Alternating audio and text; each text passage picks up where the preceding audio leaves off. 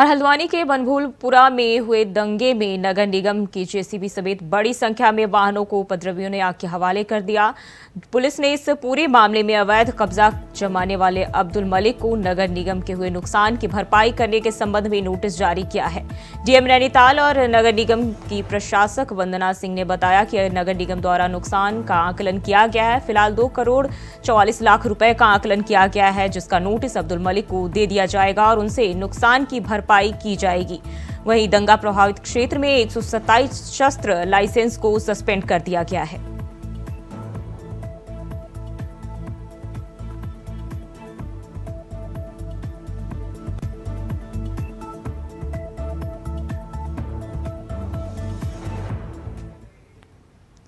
नगर निगम अपना असेसमेंट पिछले 3-4 दिन से कर रहा था, तो जो परिसंपत्तियों का नुकसान हुआ है, नगर निगम के व्हीकल्स वगैरह हैं और भी एसेट्स हैं, तो उनका एक 2 करोड़ 44 लाख का एक असेसमेंट करके प्रारंभिक नोटिस अब्दुल मलिक के नाम पर निकाला गया है। वो विधिवत रिसीव करवाया जाएगा और उसके बाद वसूली।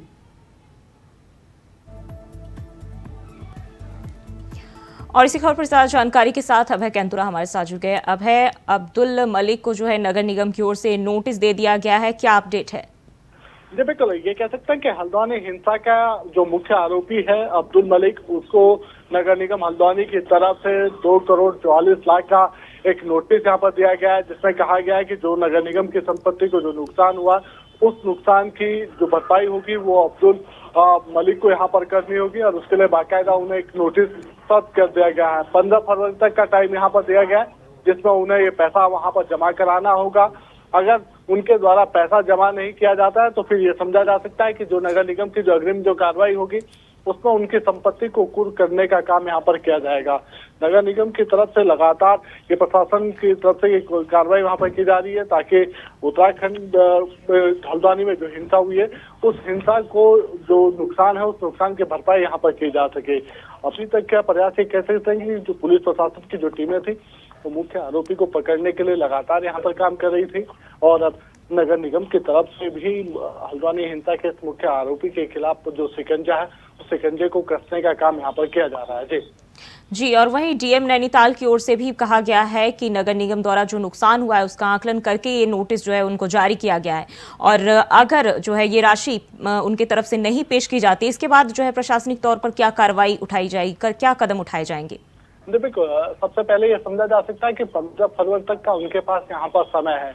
अब्दुल मलिक को 2 करोड़ 44 लाख रुपए 15 फरवरी तक उन्हें वहां पर जमा कराने होंगे।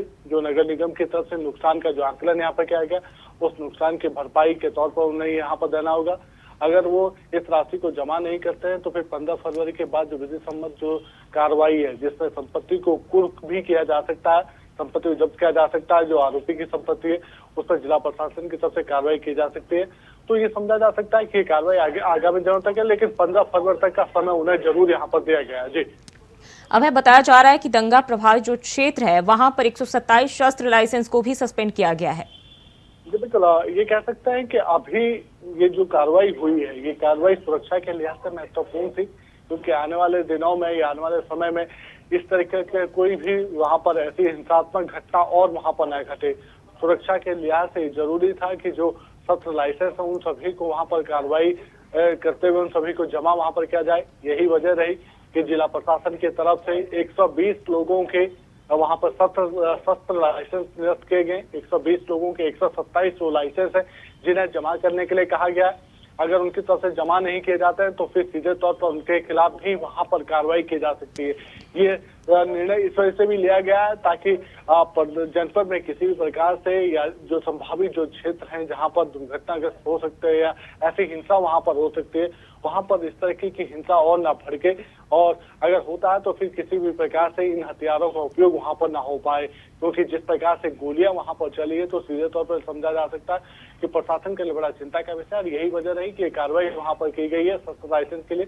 और आगामी दिनों में क्योंकि लोकसभा चुनाव होने हैं तो ऐसे में उन सब चीजों के लिहाज से भी ये कार्रवाई करना यहाँ पर जरूरी था जो प्रशासन की तरफ से यहाँ पर की गई है। जी, अब बहुत बहुत शुक्रिया आपका तमाम जानकारी के लिए।